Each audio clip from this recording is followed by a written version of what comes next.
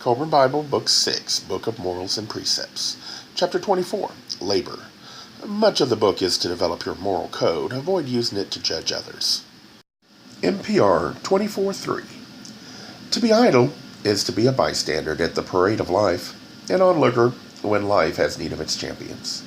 The idler holds no rank in the host of man, whichever advances into the unknown region of the future, towards its destiny in the eternal halls. NPR 24:4. The idler becomes a mere camp follower, struggling in the rear, a hanger-on in the company of those stalwarts who shoulder the burdens along the road towards the glorious heritage of man. NPR 24:5. All labor is vain unless done with purpose, and toil should not only be to sustain the body, but also to satisfy the spirit. The man who attacks the task with zest shows his love of life. NPR 24:11. All labor is not wholesome. He who toils half-heartedly or is careless in craftsmanship implants imperfection in his nature. He deals in deceit, and his toil emits an unseen thing, which, like some poisonous vapor, numbs his spirit. NPR 24:17. The knowledge and skill men gain to follow their craft suffice to provide for daily needs. But what of the knowledge which will deliver them from the yoke of life? Is that not the greatest attainment?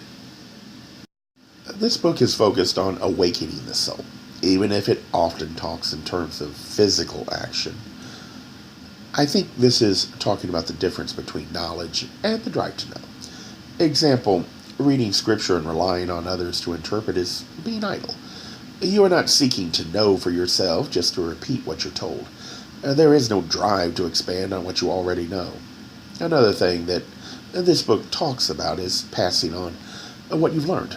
I might add, we should understand while passing on what you learn is imperative. We should never discourage those you instruct to only repeat what you tell them.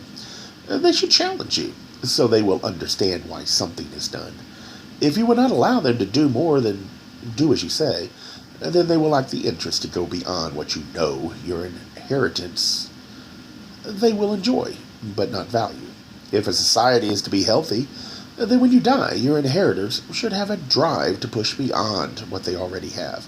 Insisting they only think what you tell them is sowing the seeds for your own society's fall.